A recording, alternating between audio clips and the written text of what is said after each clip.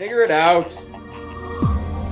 Hello, this is Adam Koralik from Figured Out Productions. The following video is a video of some kind, and I hope you enjoy it. Hey everyone, I'm Adam Koralik. Welcome to the FigureItOutcast. This is for April 2019.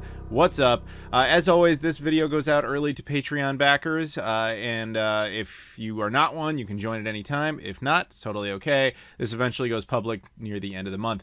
So thank you very much for being here, listening, and of course, if you're a Patreon backer, especially for contributing and potentially being involved, as you'll see later, with shout-outs.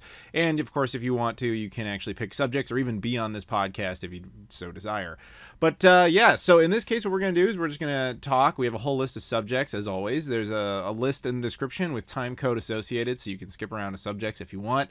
And let's just get started here. Now, the first thing I want to talk about is just a little thing I was doing lately. Been, as always, a crazy month for me. I was traveling a lot, doing a lot of different stuff. I actually just got back from Germany, which was fun. The trip was not exactly how I intended it to pan out, but it was pretty cool. I picked up some cool, like, this wasn't why I went, of course, but I ended up getting some cool, like, exclusive games. Not that many, just because the exclusive titles that have come out in Europe lately for the Switch and the PS4 especially, not so much as the Xbox One, have just got, like, completely out of control.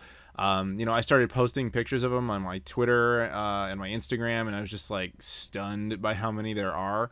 I don't know exactly what the deal is. I went to a store called Saturn, which is kind of like a Best Buy, and I just thumbed through like the PS4 section, and I think I found no less than, I think I counted something like 98 games that had not come out in North America, and I was like, that's pretty insane, because I mean, I expect that in Japan, but not so much in Europe, and it's just getting excessive. Like, so I took a bunch of photos of all this stuff, and I was sending them to some of my buddies who I know are more interested in collecting for the PS4 and for the Switch, and just seeing like who wanted what, and the number of people who were like super collectors even that were like stunned by how many were there was just kind of insane. And I keep in mind, I know, I won't say who, but I know someone trying to get a full PS4 set. And even he was like, oh, damn. And that includes like regional exclusives. So even he was like stunned by how many they had. And we're talking, this is the equivalency of a Best Buy, which means these are all relatively recent releases. This doesn't account for the fact that, you know, the PS4 has been out 5 years. And who knows how many are out there. The same with the Switch. The Switch is done, by the way. Like, there's no way you can get a full set of Switch games at this point unless you are really devoted to that cause. And if you are, you know, more power to you. I have nothing but respect for that. But, like, I'm out, you know, when it comes to collecting, super collecting full sets, at least for that generation. Like, that's not going to be a thing.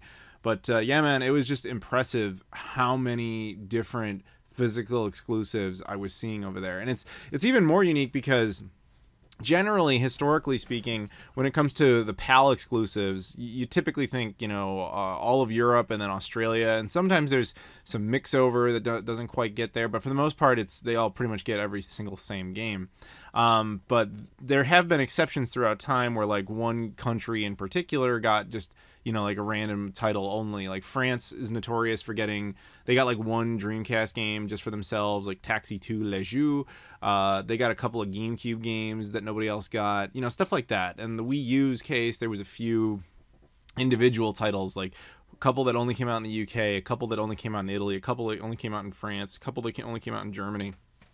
But this generation, it seems like the bar has been substantially lowered as to who is allowed to publish games, and how many copies can be made, which partially explains the whole limited run games and super rare games and all those other limited reserve games, or all the other ones that are out there. It partially explains that, like how those guys can all exist. But the thing is, those guys are known and they're advertised. This same thing is now happening in stores, regionally. So I was in Germany specifically, and I found there's this company called like Wild something. Like they're a publisher, and none of their games get more than like 1,000 copies, or so I was told. I haven't confirmed that, but that's what I was told. And they only produce games in Germany and Austria, and they have physical games for Switch and for PS4. And I'm just thinking, like, man, the super collectors who are going to be trying to get full sets of those consoles are absolutely doomed, because just the sheer number of these games that exist and the few copies in a lot of cases that do of those games is just going to be a complete nightmare. I have no idea how many titles are out there. I hope Sony's keeping good records, because I don't know who else would be. But man, it's pretty stunning. So yeah, it was really a sight to see. And I'm not usually impressed by that type of thing because I see so many games, but like, wow, I was just not expecting that many titles. Because there was a time where if I went into a store like that and I saw regional exclusives that at least were reasonably priced, I would definitely pick them up, just because, you know, I thought I wasn't going to have another chance. I kind of got burned this generation, particularly on PS4, because that happened a lot in Europe. You know, I was getting a lot of these physicals, and then they would come out in North America later, and they would come out cheaper, and blah, blah, blah. So I refrained, and part of me still feels that way, but at the same time, there's a whole bunch of them that, you know, never will. And I just, the motivation isn't there, man. It's too many games.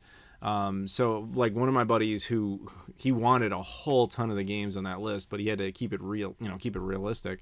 So I ended up picking up a bunch for him and stuff, that I'll give him later. But yeah, it was sure something. But that said, I did pick up a few for myself, not that many. One in particular I was excited about for stupid reasons that I'll talk about in Playload. And then I got some Blu-rays, because the other thing about Germany that was kind of cool is that they get a lot of Blu-ray releases of stuff that people don't typically get outside of there for some reason. Or movies, a lot of American movies that for some reason come out there on Blu-ray that we never see. Maybe because it's just they weren't popular enough here, but they found a market there.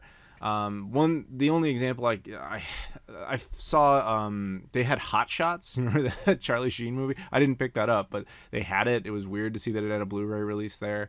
But I've picked up a few others, but I'll talk more about that in Playload, and I'll actually show some of these, you know, just because they're regional things. But enough on that. So moving on.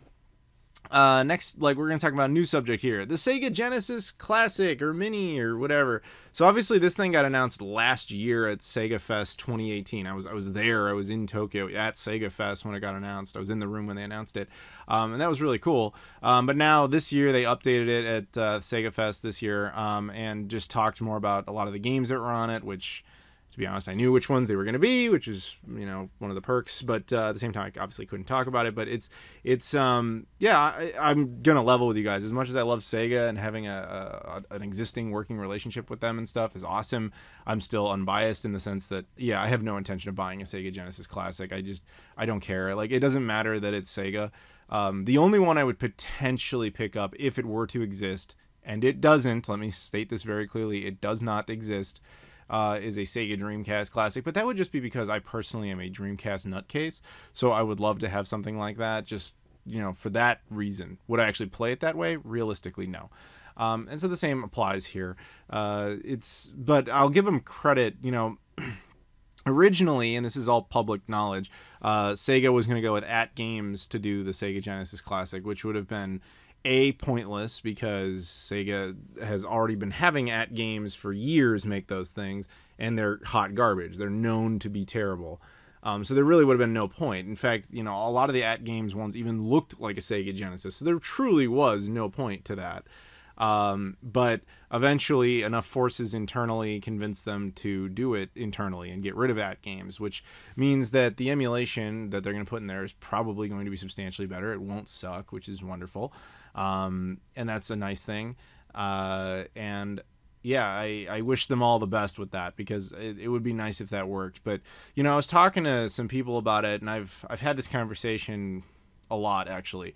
One of the issues with the concept of a Sega Genesis Classic is the Sega Genesis library that people remember, that people really like in most cases, with certain exceptions, usually due to licensing issues.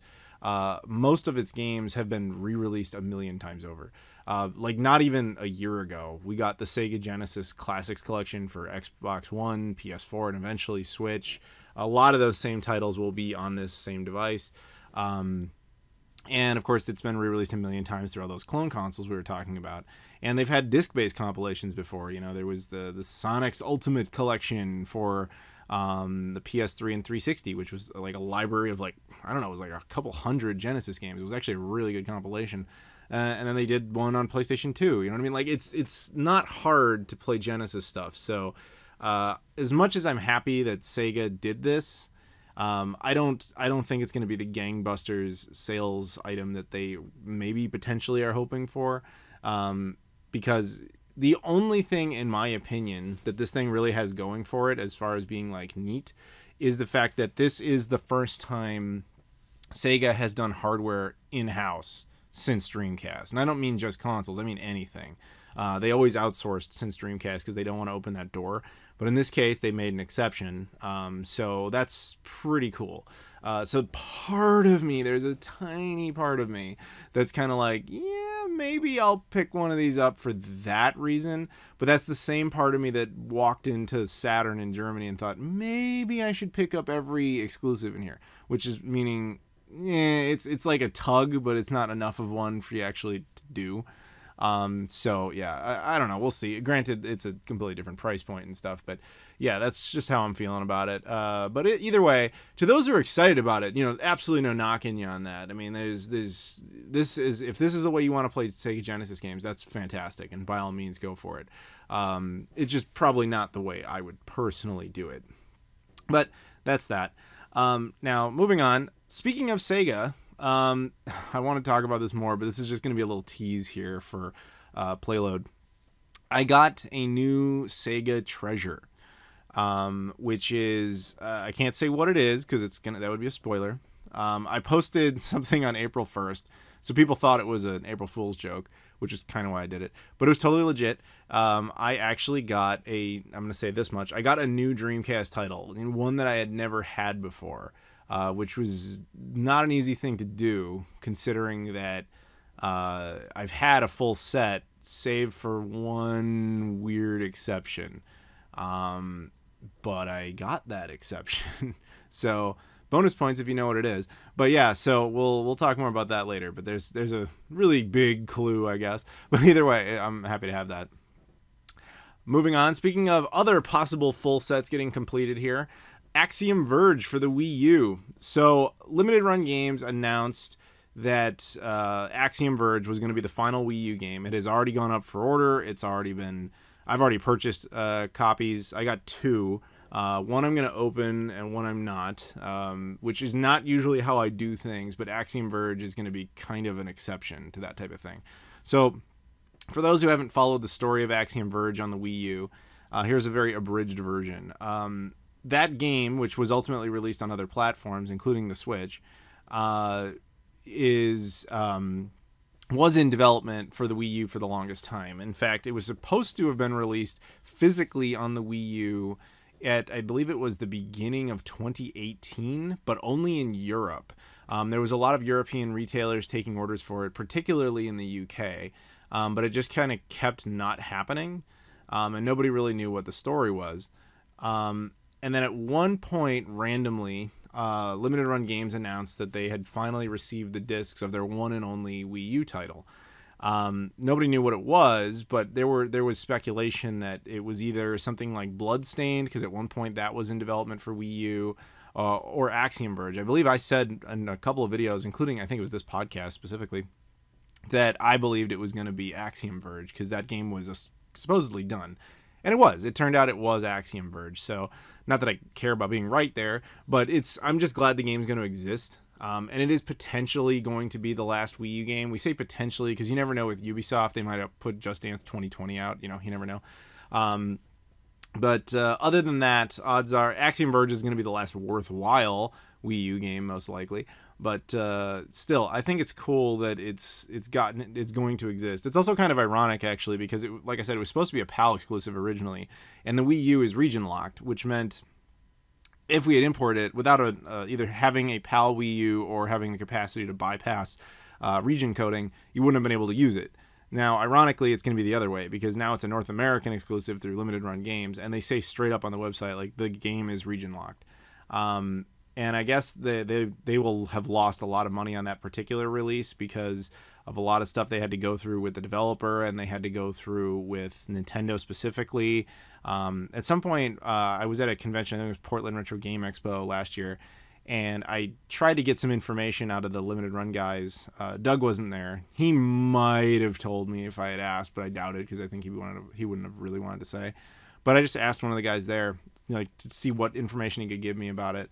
And what he told me was, he wouldn't tell me the game, but what he did tell me is, like, one of the problems was that Nintendo sent them, like, a spindle of discs like just a spindle, not pre-made packaged games that they had ordered. And that was another thing they were dealing with, was like getting those discs back to them so that they could complete the bundles and all this stuff. Like just a whole lot of crap they had to go through to get Axiom Verge on the Wii U. Ultimately to only produce, I think it was 6,000 copies, and they will have made no money on it. But it will have existed. So yeah, it'll be a neat title to have. But that's that. Moving on. Captain Marvel, a movie that's now been out for quite some time. So the day I recorded the previous podcast was also, I believe, the day I saw Captain Marvel. However, I didn't have the chance to review it because I hadn't seen it when I had to record. So now it's been a while, and it'll have been even longer by the time most of you hear this. So I'm sure most of you have seen it, but I'm just going to kind of give you my abridged thoughts on the film. It was, in of itself, not a particularly good movie, not a great entry into the MCU, in my opinion. I don't hate it like I'm reading that a lot of people do. I found it to it added a couple pieces here and there. It added some continuity errors, or what felt like continuity errors, because they just raised questions. Like, I'll give you a perfect example, and I'm assuming you've already seen it, so if you haven't and you still want to, please skip ahead.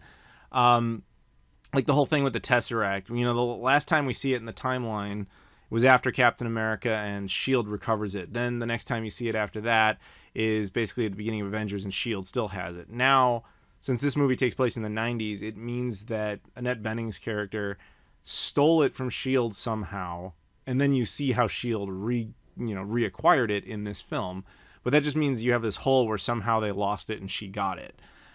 Stuff like that. It was just like, okay. And then you have some things that are a little like, like how Nick Fury loses his eye. I did a podcast a while back where I predicted that the way he was going to lose his eye was the cat was going to claw it out. I called that. I believed it, but I was hoping I was wrong because I thought that would be more of a joke. And it is a joke, sort of, within the confines of the movie, but it's just kind of a strange one. But yeah, so I was technically right about something I didn't want to be right about. But overall, the movie itself was just kind of not that great. And I've heard a lot of stories about how they're possibly banking on Captain Marvel to be the next Iron Man for the next phase of the MCU, but that the reception of Captain Marvel would determine that, and that they filmed two versions of Avengers, one where she's more significant, one where she's less significant, in the event of, however that plays out. Now, at this point in time, Avengers Endgame isn't out, but it's right around the corner. So obviously that decision has been made, assuming any of that's even true. So we'll know, or I'm sure you guys already know by the time this is released. But yeah, so Captain Marvel in general, though, I didn't know really anything about her character going into this, which was kind of nice.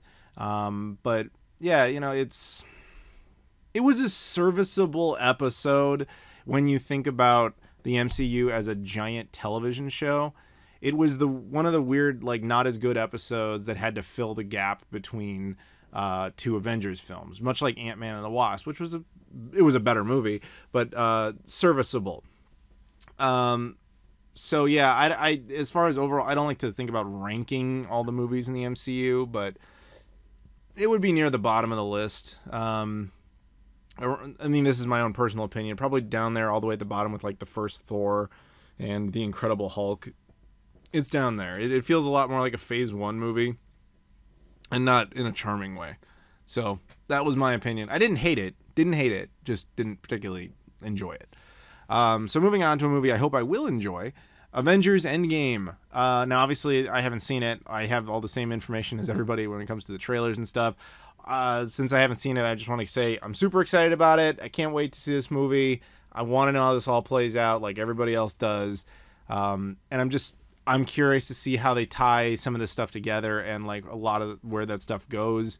And I'm curious what it'll do with certain aspects of the timeline, because let's take a look. What I mean by that is, we know we have another Spider-Man movie coming, right? So the next Spider-Man movie, by the virtue of the fact that A, it exists, and B, we've seen trailers for it and all that stuff, it implies that it takes place after Endgame, and that they undid all of Thanos' crap and blah, blah, blah.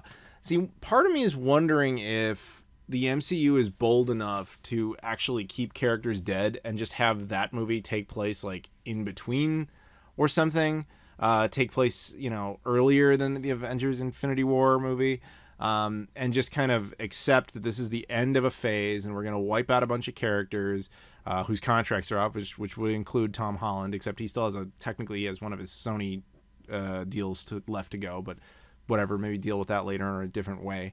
And then move on to what is being referred to as the more cosmic phase, where you again, which is part of the reason Captain Marvel was believed, or possibly still is, going to be the face of that direction. Because Spider-Man wouldn't have much use in a cosmic phase, since he's a friendly neighborhood Spider-Man. He's not particularly useful in that scenario.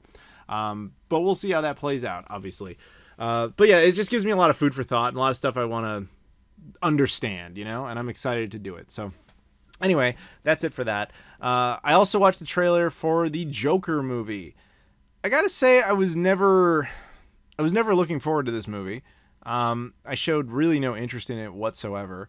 I watched the trailer for this right before recording this. This is not a project I've been following or particularly cared about. And after watching the trailer, I'm not saying it looks like bad. I just kind of question the point of it. And then I started thinking about it a little more. And the conclusion I came to was DC tried very hard to make the DCU. They tried to do the Marvel thing. They tried to make that work, but they didn't do it correctly. And I've talked about that a million times. Like, I'm not going to go down that road again, but they tried. So they can't really tie stuff together. And I say this as someone who hasn't actually seen Shazam yet, and I hear it's really good, so I'd like to see it. But tying all of those movies together is basically impossible. They broke that universe in the second film, Batman v Superman. Yet, to their credit, I guess, they persevered and tried to keep it going, but it's fundamentally broken. So they had a couple of options. One, which was keep on going, which seems to be kind of what they did, but they didn't really seem to have a direction ever. Two would have been to reboot, which one could argue might have been the right call, but you would have had to realistically wait a number of years to do that, and I don't think they were interested in doing that. And third, which is kind of what it seems like they might be doing, and this has its own strange advantage, which is forget the whole universe concept and just make, you know, one-off movies about these characters in different storylines. So we can have a Joker movie that has nothing to do with the Jared Leto version of Joker, and it's just, hey, this was just Joker in a different timeline type of thing, you know, infinite universe logic. And one of the reasons I like that, I mean, maybe I'm just reaching, maybe they didn't put that much thought into it, I don't know. But one of the reasons I like that concept is the rumors that have been floating around, which are just rumors, there's nothing official about any of this, is the idea of Tim Burton and Michael Keaton getting together to make a Batman Beyond movie. That idea is awesome to me. And if you're not familiar, Batman Beyond is basically a story of a much older Bruce Wayne who's pretty much at the absolute end of the Batman era. Like, he's too physically old to be doing it anymore. But it's not like crime has stopped. And he ultimately, you know, gets this kid, and they, you know, he becomes the new Batman. He's basically training him. He kind of does the, like, Obi-Wan role, if you will. Michael Keaton is age appropriate for that. Tim Burton is still a filmmaker, and it would be kind of nice to have gotten a proper third film in that Tim Burton era and just kind of wipe out the Joel Schumacher ones. It would have been nice. I think it would be really cool to see that. Like, there's not too many DC properties that I'm super excited about seeing some sort of film from, other than Superman, just because I love Superman. But that's a different story. But that particular thing, a Batman Beyond movie with the proviso that it's Michael Keaton and Tim Burton. Maybe you don't necessarily need Tim Burton, but it would make it feel better. It would make it feel more complete. And then just have this Tim Burton Batman trilogy, like, rounded out. I think that would be really, really neat. And then if you really wanted to franchise it, you know, you could. You have some young kid who's new Batman, whatever you want to do. Keep Michael Keaton around as that older role, if you really need to do that, which potentially they would need to do that because money is money.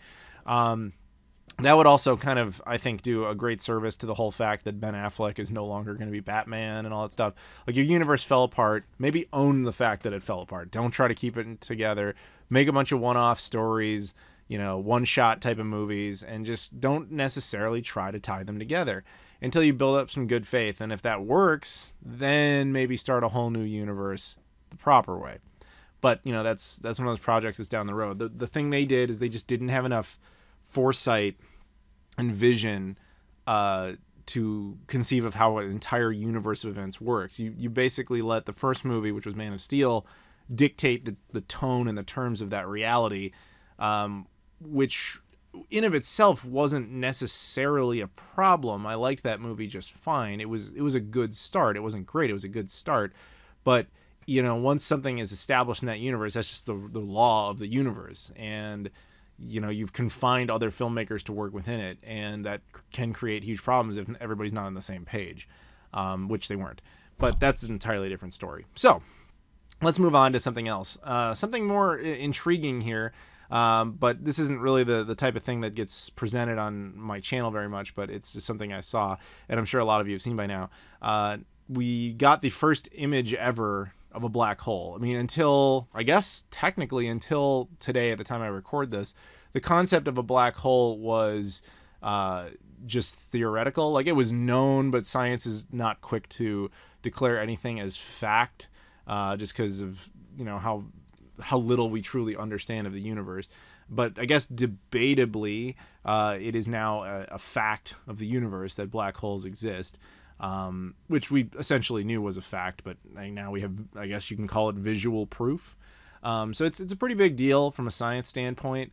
And it's just it's a neat thing to, had nothing to do with it, of course, but it's a neat thing to have been alive during. So yeah, that's really all I want to say on that. So take a hold of these moments and think about their significance and how these are one of those moments that in the news in that day, it might not seem that significant, but you think about it, like, that was one of the turning points of humanity. Was we discovered something that significant that day. It was kind of like the day that Voyager left our solar system, and we still had contact with it. It was the first time humanity had ever left the solar system. And I remember that being like, damn, like, it doesn't affect my day to day, but like, humanity did that, and it was impressive. I don't know how else to put that, but that's how I feel. So anyway, let's move on here. We have a round of shout outs. Every single one of these people are awesome Patreon backers who have supported the channel, and they are at the appropriate tier in which they get a shout out. So here we go. Corey Marsh, Jesse Perez, Caleb Bravo, Joseph Tamburino, Luis Bonilla, Michael Kelly, Eric Peralez, Trey Wagner, and Tim Inman. Once again, that's Corey Marsh, Jesse Perez, Caleb Bravo, Joseph Tamburino, Luis Bonilla, Michael Kelly, Eric Peralez, Trey Wagner, and Tim Inman. Thank you very much. If anybody out there is listening who would like to upgrade their pledge or even add a pledge, you feel free to do so at any time. The link is in the description to the Patreon. It's much appreciated. Thank you very much, everybody. Moving on to the next subject. So this has been a long time coming. Sony is finally letting you change your PSN ID. Which has been a huge thing for a long time. Like, a lot of people have been wanting to change their stuff because a lot of people, what happened is, they set up their PS3 account back in like 2006. It's 13 years ago, and then you've been rocking that for all that time. A lot of, things change in that time. Like, I was just out of high school. So like, mine is like the kind of name I thought was cool back in high school. Now that I'm like, I'm 32. It's not the same type of name I would want to be using.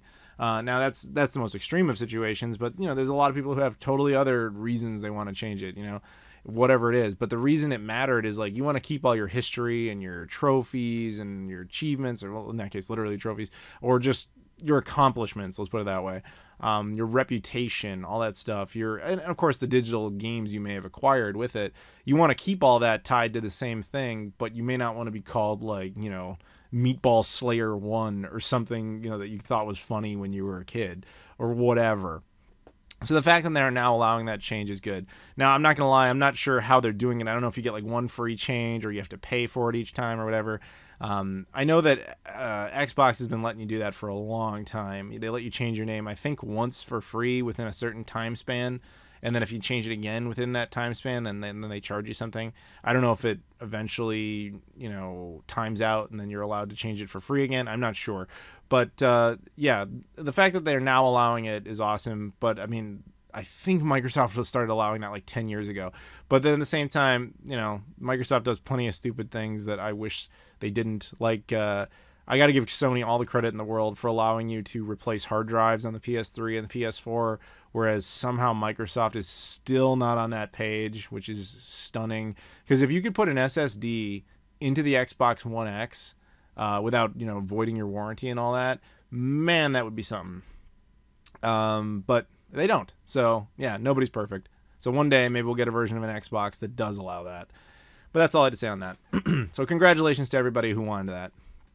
Moving on. Going back to the movies a little bit, I did see one recently that I had missed, which was Spider-Man Into the Spider-Verse.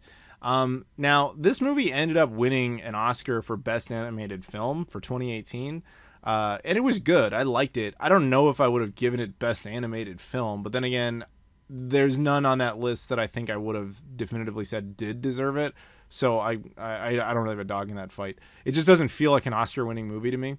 But what do I know? That said, I did enjoy it. I thought it was creative in a lot of ways. The animation, I'm still on the fence about, because at times it felt like it just had frame rate issues, which it didn't. That was stylistic, but that's just how my brain interpreted it.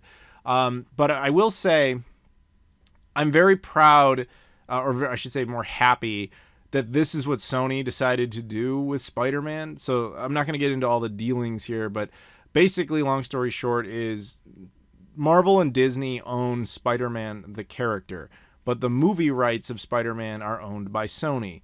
Now, they did a deal together to license, I guess, Spider-Man back to his parent owners, just for the Avengers movies and for the Spider-Man Homecoming 1 and 2. We talked about that before.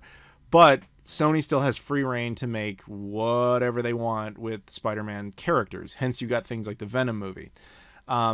Now, while Venom is its own thing, I protest because it's trying to pretend like it's part of the MCU when it's really not. Spider-Man Into the Spider-Verse is exactly what they should be doing. They want to value that brand. They want to make the Spider-Man brand useful after they had basically destroyed it with the Amazing Spider-Man movies. And they've been very successful. You know, the MCU version is amazing. The Spider-Man PlayStation game was amazing. And this movie apparently was, to a lot of people, was amazing. I thought it was good. I didn't think it was amazing, but to a lot of people it was. Ironically, the Amazing Spider-Man wasn't amazing. But they very much reinvigorated the brand and the profitability of it. And I think the smartest thing they could possibly do is just keep that going. You know, continue to use the live action Spider-Man with Disney. Like, work that out. Let them do that. That is one of the best things you guys ever did. But at the same time, you have carte blanche to make animated Spider-Man movies. And you proved you can do that well. You know, let that continue to exist. You know, you'll have your cake and eat it too. It's an amazing deal. And I really don't want Sony to screw that up, because I want Spider-Man to have successful, entertaining films that are weaved into the greater tapestry of the MCU, while also being able to give you these independent and crazier stories like Into the Spider-Verse. And that's again one of those things. I hope that, you know, DC takes a look at that particular movie and says, like, that's the kind of thing we should do. Going back to the whole Batman Beyond thing, let's just pursue these individual stories that are more interesting, because clearly they don't understand that kind of structure. So overall, yeah, pretty cool. But yeah, I don't have much of a review on it other than to say that, yeah, I thought it was fine. I thought that Kingpin was kind of fascinating to see. And, of course, I kept looking at him like, how are you not dead? Like, you're way too big to be alive. But, again, that's just part of his character. Yeah, and I was kind of surprised that they just straight up, you know, spoilers, I guess, they kill Peter Parker, like, right at the beginning, which was impressive. And, you know, I don't think that I got a clear understanding of how Miles Morales actually ran into that spider that bit him. You know, like, I understand it's basically if one of those type of spiders bites you, that's what happens. In the original storyline that I'm familiar with, Peter Parker getting bit by it makes sense because they were testing on those and that's when they were made, and that was the only person that it ever happened to. But Miles Morales, as far as I can tell, just kind of came down a sewer drain, bit him, and died with no explanation as to how it came to exist. I don't know that. It's, you know, there could have been a good enough explanation within the unique confines of the story of that film, because it has all the parallel universes where just a parallel universe opened up and, you know, he was in one got out. You know what I mean? Like something like that. But there, as far as I recall, there was nothing to really explain that. It just kind of happened. But yeah, aside from that, I thought it was pretty cool. Having Spider-Gwen in there and all that stuff was cool. Nick Cage as the noir Spider-Man was neat. The pig Spider-Man was cool. I thought there were going to be more of them than just 5 based on what I'd kind of seen online. But yeah, I guess they're leaving it open for more movies, which they'll probably do if they're smart. So yeah, that's really all I have to say on that. Next up, Star Wars Celebration. So this, depending on when you see this, I'm actually going to be at Star Wars Celebration because it's actually here in Chicago. And I'm excited about that for a lot of reasons. Obviously big fan of Star Wars. But I want to see, what kind of news we're going to get, what kind of, I know we're going to get a trailer drop for the new Fallen Jedi game, or Fallen Order, I think Jedi Fallen Order. Now that's still an EA title, so I'm still on the fence about, that, but hopefully they've learned something. I always want to think that EA might have learned something, but for now, I'll give them the benefit of the doubt, I guess. And then, probably a new trailer drop for like episode 9 and just that kind of stuff. I want to see what kind of news comes of it, but I'm also looking forward to actually just enjoying the convention. So, yeah, that's really all I have to say on that for now. But at the time I record this, the convention starts tomorrow. So, yeah, should be kind of fun. Next up, Fox is now officially part of Disney. As I'm sure a lot of you heard, I've been talking about this for a long time, about that whole merger process, but now it's official. They are one and done. They are the same company. They are together. They are merged. Now, I've kind of said this all before, but if you haven't really followed the story, here's some of the consequences of this. First, most people think casually when they just kind of hear about this, like, why did Disney buy Fox? The first thing is, oh, well, Fox had the X-Men, Fox had the Fantastic Four, and Disney wanted them back to put them into the Marvel Cinematic Universe. That is certainly not the reason they did it. It was a nice bonus, I'm sure. They get all these characters back. They actually also get Star Wars all under one roof, too, because people tend to forget this. Fox actually owned the rights to A New Hope. Its distribution rights were a permanent fixture over at Fox, and they had temporary distribution rights to Empire and Jedi, but not permanent. Those would have eventually reverted to Disney anyway, but A New Hope would never have. But now that's resolved. All of Star Wars is under one house, which is going to make it easier for Disney to be able to put all the movies into one platform. Like, they always owned the characters and they owned the film itself, but they didn't own just the distribution. So they always had to cut some sort of deal with Fox every time they wanted to put out a new Blu-ray or whatever, or air it on TV or whatever. Now it's going to be Disney Plus, which we'll talk about in a second. If you're hearing sirens in the background, I apologize. That's just what happens. But yeah, anyway, so yeah, that's yeah. So like I said, there's that stuff. And then, but no, the real reason that they did this, as a lot of people know, is that they need content, because they're going to go head to head with Netflix to create Disney Plus, which we're going to talk about. We'll just talk about it now. So Disney Plus is Netflix's, it looks like, first real competitor. Like, Hulu's been out there for a long time, although Fox owned a good chunk of that, Disney owned a good chunk of that, and now Disney owns both chunks. Then there's been other platforms, of course, but a lot have failed and very few have succeeded. Netflix is just kind of the king of the living room when it comes to digital streaming services. And a lot of people have tried it, like CBS All Access and all these other things, and none of them are been taken particularly seriously, including Fox's previous isolated efforts. I think Disney did one at one point, but I could be wrong about that. Actually, no, I think I am wrong about that. I think it was just Hulu. None of them have quite worked. But now Disney, I guess, is pretty damn sure what they want to do is just kind of control that themselves. And Disney's content, while vast, was, I guess, not big enough in their eyes to win people over. But having the entirety of the, nearly 90-year history of 20th Century Fox behind them is an impressive catalog to own. And so now they have that. So, and that includes not just the movies. I mean, it includes the television shows, like The Simpsons are there now. And The Simpsons did get renewed, so they got added. There's an additional 2 years to that, at least until season 32. So that'll be, a thing that potentially just keeps going. I don't know. But, yeah, so when it comes to Disney Plus, I have to admit, it's kind of working on me. That's the one digital streaming service I keep hearing about where I go, yeah, maybe I would get that one. And here's some examples as to why. So Disney Plus announced that they're going to introduce a Monsters Inc. show. Now, I don't know anything else beyond that, other than, I assume it'll have John Goodman and Billy Crystal, because John Goodman's always down for work, and Billy Crystal has basically been very public since Toy Story, because he wasn't in that, and he had turned that down because he didn't understand it, was apparently the real story. So once he got Monsters, Inc., he said, anytime you need Mike Wazowski or you need me in general, just call me up, I'm doing it. So anything Monsters, Inc., he's on board. So that's going to be a thing. Jeremy Renner apparently agreed to a Hawkeye show. So that'll be, I guess, canon with the MCU, but I don't know if it's going to be like, Agent Carter, where it's like it's canon, but it doesn't really matter if you watch it or not. There's new Star Wars shows like The Mandalorian, and I have to assume we might even find out more about that at Star Wars Celebration. There might be new shows announced. Point is, there's going to be a lot of exclusive content that only appears on Disney Plus.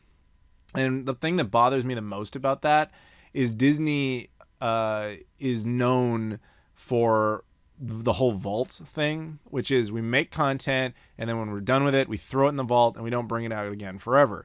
Now, that they very infamously invented that concept when it came to like VHS, and it was like an excuse to put a movie out for a little bit and then take it away. But they would do that, man. They would do that even with DVD and with Blu-ray, and Laserdisc, of course. They would do that. And it was one thing when there was physical options out there, like at least the third party market survives. And it's like, hey man, we all have the same, old copy of like The Love Bug on DVD, even though they won't re-release it again or whatever. But if it's a digital streaming service, they can pluck that.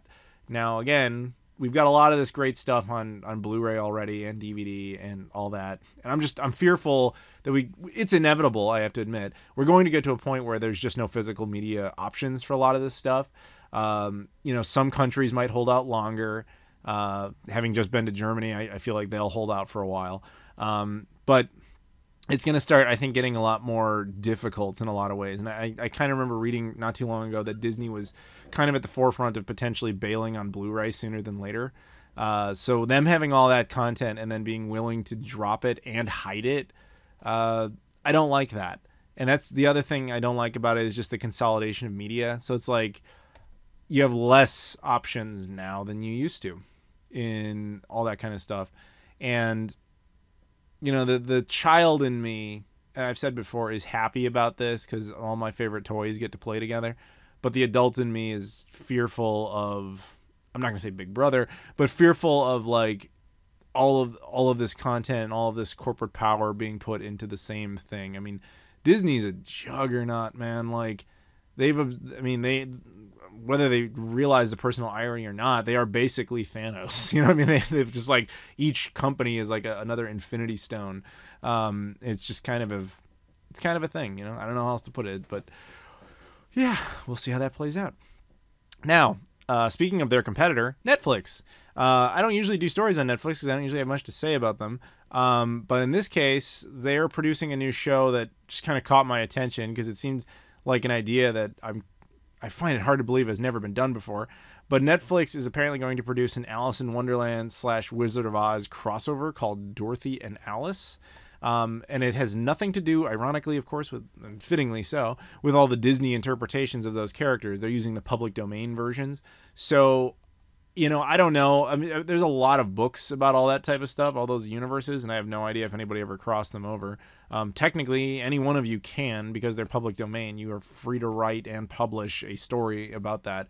But it seems Netflix is actually going to produce one. They're going to make some sort of show, or at least a movie, about this concept. And I'm intrigued. I can't say I'm excited. Or that it's going to be like something I immediately jump on to watch or anything like that, but it's more like I'm just fascinated, and we'll see. And hopefully, at the same time, you hear about all that stuff I just talked about with Disney Plus, and a lot of that stuff kind of gets you going for a lot of reasons. If this, I'm not saying, it's not really fair to say that this is Netflix's counter, but if this is the kind of counter they've got,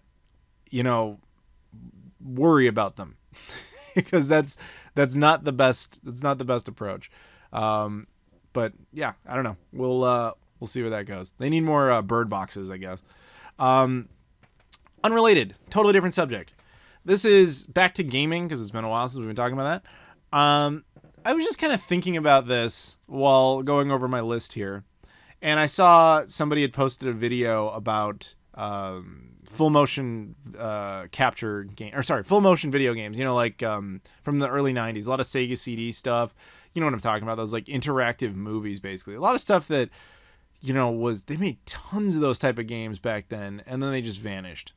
And the question I had before you is do you think there's anything going on in gaming right now that is a popular trend for some reason that will go away completely, and we will all look back on it like, wow, that was weird, but then there will be an audience that misses it? Because as much as I'm dogging the idea of these full motion games, because I was never a fan of those, like a lot of that Sega CD, 3DO, CDI type of content, there's definitely people that are. I mean, it's a niche thing, but, you know, is there something like that now that, you know, most of us never really cared about at the time, but there's just this dedicated audience to? And I've been thinking about that, and whatever answer I give in this point in time when I record this is going to be controversial. Like, there's going to be people who's like, that's fucking stupid. Of course, that one's going to stay popular or whatever. But the idea is to project that we don't know how it's going to play out. I mean, it's not like when they were making those FMV games that they thought, this is definitely shit. This will never be popular. No one will ever like this, but we're just going to do it right now anyway to make a temporary trend. That's not how it works. You do it because you think it's working or you have faith in it for some reason, and it's only after the fact that everybody kind of realizes like that was dumb. So if I had to call it now, I'm going to go with VR. Now, VR has been around for a while, but it was definitely a gimmick for the longest time, like the Virtual Boy era and all that stuff, or when you had to go into like some big physical arcade and they had like this elaborate setup. Not that version of it, the more modern version. I will cite the PlayStation VR specifically. Now, the PlayStation VR has this allure to it. I know a lot of people who love that machine, who love to collect all the games for it, who are super into it. They are super dedicated to it. But the numbers of sales of units do not reflect that popularity. And what I mean by that is, even though it has this hardcore niche audience, it doesn't go to the mainstream at all. Yet it's still around. I mean, they even, you know, upgraded the PlayStation 4 with the PS4 Pro to make it more accommodating, like kind of in the same way that, you know, when Sega was making changes with the Sega CD and the Genesis, they wanted to make it more compatible, make it easier to work with, all that kind of stuff. You know, they did kind of a similar thing. And what really kills that, you know, point for me in a good way, or kills that point. What I mean by that is hits that point home, is I read an article like 2 weeks ago that PSVR has finally sold as many units as the Sega CD did. Let that sink in. Just let that sink in. PSVR has been out for a few years. We all know about it, but apparently not that many of us have it. But those of us who do seem to be super passionate about it. Now, I don't own one, and I've tried using them multiple times. I'm just in that demographic of people. When you put a VR headset on me, I can only play for a couple minutes before I start to feel like nauseous. Like I can't do VR. I just do not feel good playing it. But that's, if I had to call a trend, man, that's the one I would say right now. You know, I think motion controls was kind of the same concept, you know, a few years ago. We're still not getting there yet. I mean, it's going to take time for these things to really settle. But, you know, this could apply to anything. Like, it doesn't have to be that type of thing. It could also be a genre. Like, this is a dumb example because I don't believe it. But let's say first-person shooters. You might all think, like, oh, yeah, that's a trend. Like, in 10, 20 years, we'll all look back and first-person shooters will be a stupid thing that no one ever really liked or something. That's a terrible example because obviously that's not true. But, you know, can you think of any other genres, perhaps, that are the same type of thing? But, you know, when it came to that, I was, you know, infinitely more successful in the thought process of PlayStation VR. But if I had to pick a game genre, I might go with the play-to-win model, because how much people truly hate that and how many games are truly broken and destroyed because of it. And we'll look back and there's like this whole library of games that are completely unplayable or just really, really gimped because of that. And we'll be like, how was that ever a thing? You know what I mean? That's kind of where I'm going with this particular question. So if you guys have any answers for that, I'd love to hear it.